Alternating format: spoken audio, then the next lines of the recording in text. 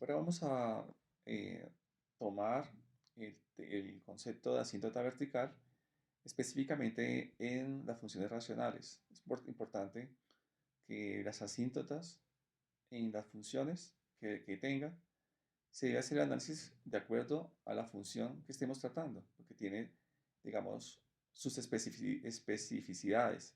Entonces, en este caso, ¿dónde vamos a encontrar las asíntotas verticales? Pues vamos a encontrar que una asíntota vertical son los valores en los cuales q de x es igual a cero, que hacen que f de x se indetermine, es decir, que f de x tome el valor eh, que tiende a infinito o que tiende a menos infinito. Es decir, volvemos a la estructura de la función f de x igual a p de x sobre q de x. En este caso, las asíntotas las vamos a encontrar para aquellos valores de x que hagan que q de x, o sea que el denominador, sea igual a cero. Si miramos un ejemplo, tenemos que f de x es igual a 2 sobre x menos 1. Miramos, como en el caso anterior, tomamos el denominador y lo igualamos a 0. Entonces x menos 1 es igual a 0. Despejamos el valor de x, el menos 1 que está restando pasa a sumar al otro lado, entonces nos quedaría que x es igual a 1.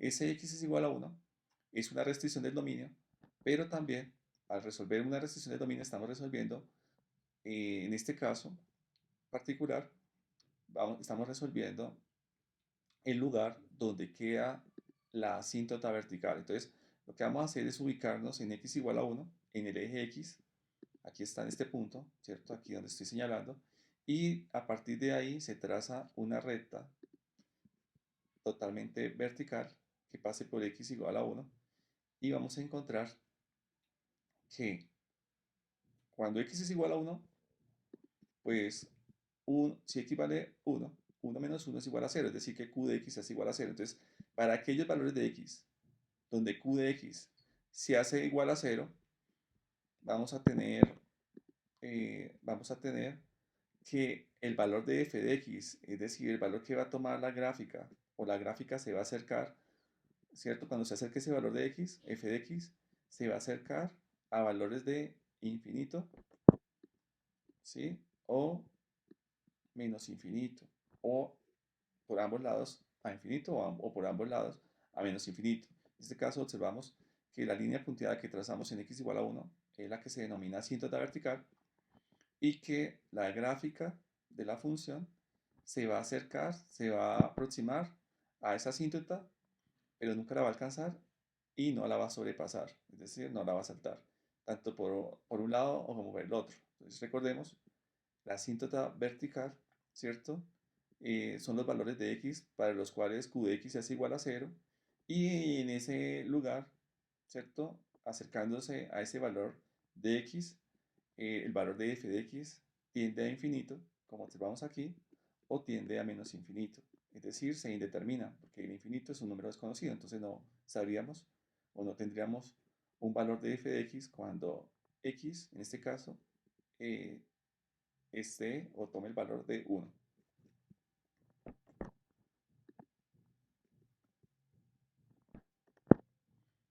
Un segundo ejemplo de asíntotas verticales lo hacemos con el objetivo de mostrar que no siempre el cálculo de las asíntotas es sencillo.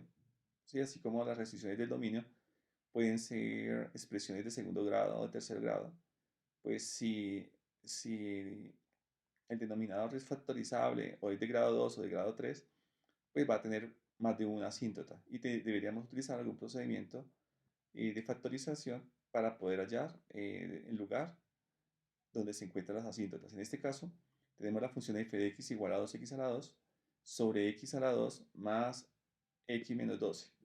Entonces tomamos el denominador como siempre, lo igualamos a 0. Vamos a aplicar en este caso, que es más rápido, el sexto caso de factorización, trinomio simple perfecto, trinomio de la forma de x a la 2 más bx más c, que fue el que ya vimos en el ejemplo anterior, ¿cierto? Ya lo habíamos resuelto, habíamos dicho que tomábamos el cuadrado perfecto del primer término, es decir, sacamos la raíz cuadrada de x a la 2, la raíz cuadrada de x a la 2 es x, habríamos dos factores, que los dos factores los iniciamos con el término x, tomamos el signo del segundo término del trinomio y ese va a ser el signo que acompaña a la x en el primer factor, tomamos el signo del segundo término y el tercero del trinomio, lo multiplicamos, más por menos da menos, y ese valor lo colocábamos después de la x en el segundo factor. Obteníamos dos números que multiplicados nos dieran 12 y que sumados nos diera 1. Sumados o restados nos dieran 1. En este caso encontramos que el 4 y el 3 dan 12, el 4 menos 3 daría 1, que es el valor que necesitamos, 1 positivo. Entonces tomamos el valor más grande en valor absoluto, y ese es el que acompañaba a la x del primer factor, y el valor menor, el menor valor absoluto, colocamos acompañando a la x del segundo factor. Entonces nos quedaría x más 4, factor de x más 4 por factor de x menos 3 igual a 0. Y ya hemos explicado que en la diapositiva anterior que nos daban que las restricciones del dominio estaban en x igual a menos 4 o en x igual a más 3. Pero también hemos visto que las restricciones del dominio no solamente son exactamente valores que no puede tomar la variable independiente, sino que también va a ser el lugar donde van a estar ubicadas las asíntotas verticales. En este caso, tenemos dos restricciones del dominio, va a corresponder a dos lugares en el eje X, es decir, uno X igual a menos 4, otro en X igual a 3. Entonces, en esos dos puntos, lo que debemos hacer es levantar perpendicularmente a ese eje una recta vertical, ¿cierto? En X igual a menos 4 también, y ahí tendríamos entonces las dos asíntotas que serían punteadas para simbolizar pues que son exactamente asíntotas, y con esos dos valores definir también el dominio de la función de f, que son todos los reales excepto esos valores para las restricciones o los lugares donde están las asíntotas, que serían menos 4 y el 3.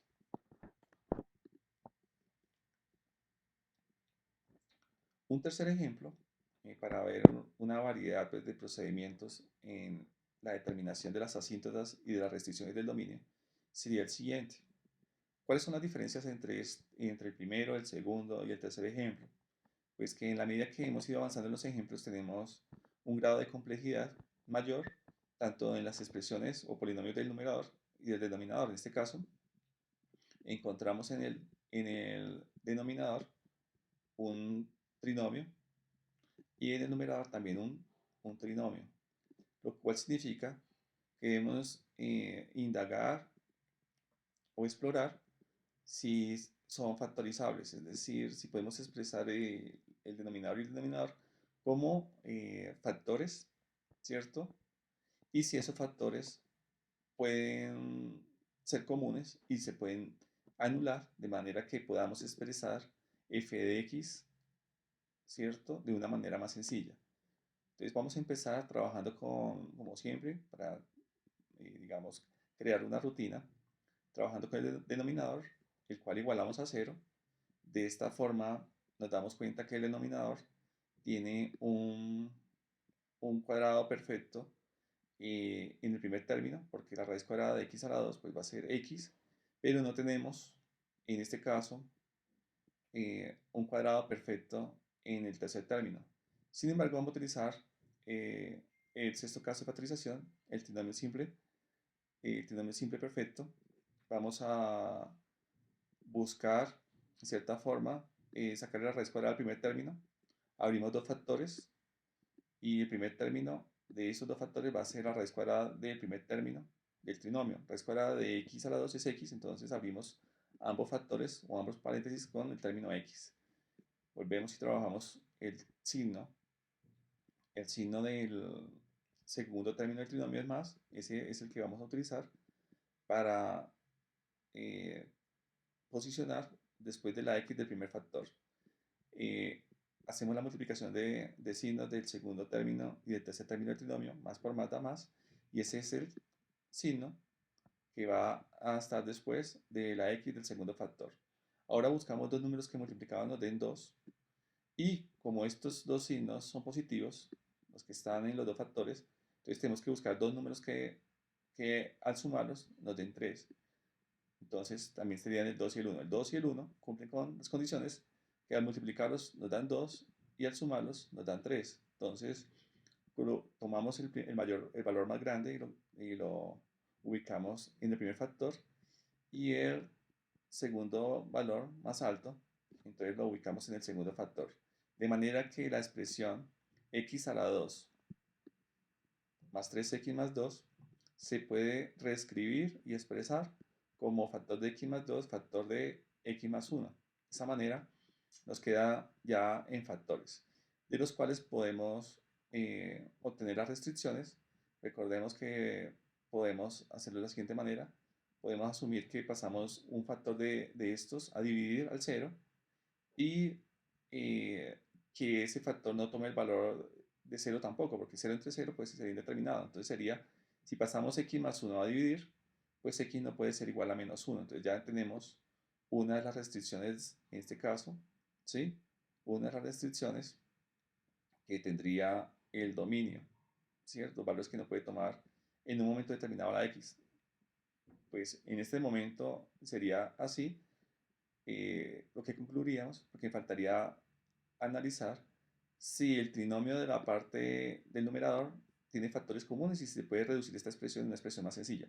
De todos modos, vamos nombrando qué valores no podría tomar la x para el denominador en un momento determinado y x más 2. Entonces, si pasamos x más 1 a dividir y 0 dividido entre cualquier número nos da 0, nos quedaría x más 2 igual a 0. Entonces, x lo dejamos solo, pasamos el 2 a restar y nos quedaría que x es igual a menos 2. Es decir, que x no podría tomar el valor de menos 2 eh, en, en, en el denominador. Entonces, ya encontramos los dos factores. Ahora hacemos lo mismo con el numerador. Vamos a ver si puede ser factorizado. Nos damos cuenta que el primer término, ¿cierto? Que el primer término del trinomio es 2x a la 2, pero 2 no tiene una raíz cuadrada exacta. X a la 2 sí, pero 2 no. Y necesitamos que tanto el coeficiente, ¿cierto? Como la parte literal, es decir, x a la 2, sean cuadrados perfectos y puedan sacarse la raíz cuadrada exacta. Entonces, como en este caso, no se puede hacer de esa forma, nos toca aplicar el séptimo caso de factorización, viendo que es un trinomio. En este caso, hablaremos de un trinomio compuesto. En el caso del trinomio compuesto, pues debemos completar el cuadrado perfecto, es decir, vamos a buscar un número que al multiplicarlo por el coeficiente del primero, ¿sí? Nos dé un cuadrado perfecto. Entonces, tenemos que tener claros cuáles son los cuadrados perfectos. Entonces, el 1 es un cuadrado perfecto porque 1 por 1 da 1. El 4 es un cuadrado perfecto porque 2 por 2 da 4. El 9 es un cuadrado perfecto porque 3 por 3 es 9. Y así sucesivamente el siguiente sería el 16 porque 4 por 4 daría 16. El 16 es un cuadrado perfecto, ¿sí? Porque la raíz cuadrada es exacta y es 4, ¿sí? Entonces, ¿qué número tenemos que multiplicar el 2 para que nos dé el siguiente cuadrado perfecto que tengamos? Pues el siguiente es el 4, entonces debemos multiplicar por 2, ¿cierto? Esta expresión para obtener el 4. Pero si yo afecto a un término de una expresión algebraica, pues debo multiplicar todos los términos por esta misma expresión algebraica porque estamos duplicando. Entonces quedaría que el 2 multiplica al primer término, 2x a la 2, que el 2 multiplica al segundo término, que es x, y el 2 multiplica al tercer término, que es menos 6. Entonces, lo que vamos a es ir simplificando, reduciendo la expresión, es decir, vamos a ir a efectuar la multiplicación, nos quedaría 2 por 2x a la 2, nos quedaría 2 por 2, 4, nos quedaría 4x a la 2, 2 por x nos daría 2x, y 2 por menos 6 nos daría menos 12, ¿cierto? Entonces, de esta forma tenemos esta expresión. Ahora sí, como el primer término es un cuadrado perfecto, vamos a abrir dos factores, bien, es decir, dos paréntesis, abrimos, y sacamos la raíz cuadrada del primer término. La raíz cuadrada de 4 es 2 y la raíz cuadrada de x a la 2 es x. De manera que la raíz cuadrada de este primer término es 2x. Entonces colocamos 2x, posicionamos 2x en el primer factor, 2x en el segundo, y hacemos el mismo manejo de los signos de siempre. Es decir, el primer signo que va a ir en el primer factor corresponderá al signo del segundo término del trinomio. Si acá es más, entonces vamos a encontrar más aquí en el primer factor y hacemos la multiplicación del signo del segundo y el signo del tercer término del trinomio. Más por menos da menos y este va a ir en el segundo término, ¿cierto? En el segundo término del segundo factor. Aquí sería menos. Y buscamos dos números que multiplicados nos den 12 en este caso, y sería pues el 4 y el 3 y el más grande iría en el primer lugar. Bien. De todos modos, tenemos la comprobación que el producto de de estas dos expresiones nos den esta, ¿cierto? Entonces, 2x por 2x nos daría 4x al cuadrado, 2x por menos 3 nos daría menos 6x, y teníamos 4 por 2x nos daría 8x, y 8x menos las 6x que teníamos anteriormente nos daría 2x positivas, y más 4 por menos 3 nos daría menos 12. De esa forma encontramos que esta expresión, ¿cierto? Tiene el mismo valor o representa a esta misma, simplemente que está escrita de otra manera. Ahora, como hicimos un proceso de completar el cuadrado, es decir, multiplicamos por 2, pues por la necesidad de completar el cuadrado, pero no es justificable, por decirlo así, duplicar el valor de una expresión, pues tenemos que volver a dar el valor que tenía inicialmente, ¿cierto? Para que no pierda, digamos, eh, su significado de veracidad o de verdad. Entonces, si multiplicamos por 2, vamos a dividir entre 2 la expresión que obtuvimos para que esa amplificación por 2 se vuelva a reducir en 2 y obtengamos la misma expresión, ¿cierto? Es decir, obtenemos una expresión que es esta, factor de 2x más 4, factor de 2x menos 3 dividido entre 2. Esa expresión ahora sí va a representar exactamente a la inicial, es decir, va a ser, por decir así, un sinónimo que tiene el mismo valor de 2x a la 2 más x menos 6. Entonces ya tenemos factorizados tanto el denominador como el numerador y lo vamos entonces a, a escribir eh, en, en la función, es decir, f de x ya no va a ser 2x a la 2 más x menos 6, sino lo vamos a escribir como factor de x más 2, ¿sí? Factor de 2x menos 3 sobre 2. ¿De dónde sale esto? Entonces podemos hacer un paso adicional de aquí, ¿cierto? Para expresar esta expresión de una manera más sencilla, que es separando, es decir, como acá hay una división, vamos a efectuar la división donde sea posible. Entonces, vamos a separar este producto, ¿cierto? Como el 2 está dividiendo tanto al primer factor como al segundo, lo vamos a escribir de esa manera. Entonces, el primer factor está siendo dividido entre 2 por el segundo factor que está siendo dividido también entre 2. O sea, hacemos la separación de este fraccionario en 2, ¿bien? Cada uno con su propio factor. Y en este caso hacemos la división si es posible. El 2 dividido a 2x, entonces 2x dividido entre 2 da x, 4 dividido entre 2 da 2. Y aquí tenemos que 2x podría dividir a 2 exactamente, pero menos 3 dividido entre 2 no nos daría un número exacto, daría un número decimal. Entonces, para no complicarnos, vamos a dejar indicado esta división, pero esta división sí la vamos a efectuar y vamos a ejecutarla dejándola escrita de una forma más sencilla. Entonces nos quedaría 2x dividido entre 2 nos da x y 4 dividido entre 2 nos da 2. Entonces, finalmente, el, el numerador que se podía escribir así, lo vamos a escribir aún de una forma más sencilla que sería esta. Ahora sí, vamos a escribir entonces, a reescribir toda la función que teníamos originalmente, que es esta. La vamos a escribir en términos de sus factores, es decir, el numerador queda x, factor de x más 2, factor de 2x menos 3 dividido entre 2, y el denominador queda factor de x más 2 dividido entre x más 1. Ahora vamos a analizar si hay factores comunes, es decir, si hay un factor común, entonces se puede cancelar. Entonces tenemos que aquí arriba tenemos x más 2 y en el denominador tenemos x más 2. Entonces significa que se pueden cancelar y nos va a quedar una expresión incluso más sencilla que sería factor de 2x menos 3 sobre 2 sobre factor de x más 1. Vamos a volver a escribir acá. Esto se cancelaría, recordemos, se cancela. Y miren que acá tenemos este 2 que está dividiendo en la parte de arriba. Entonces ese 2 que está dividiendo en la parte de arriba lo podemos pasar a la parte de abajo a multiplicar. Entonces nos quedaría 2 por factor de x más 1 en el denominador y arriba solamente nos quedaría el 2x menos 3. Obteniendo de esa manera obteniendo de esa manera una expresión reducida de la función racional original. Es decir, que para nosotros poder determinar las asíntotas que tenga eh, una función cuyo numerador y denominador se puedan expresar en factores, antes de determinar cuáles son las asíntotas, ¿cierto?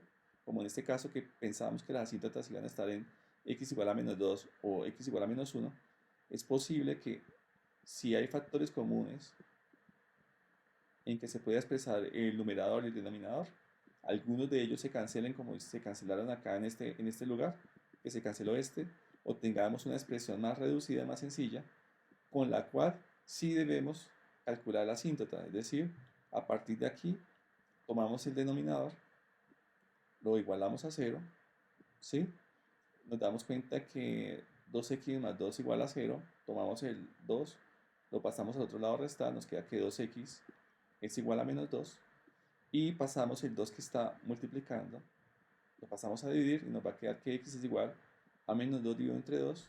Efectuando esa operación vamos a tener que x es igual a menos 1, es decir, que en ese lugar vamos a encontrar la asíntota, es decir, que la asíntota va a haber solamente una, a pesar de que parecía que hubieran dos. Todo porque la expresión de la función al inicio era reducible o simplificable en una más sencilla que es esta.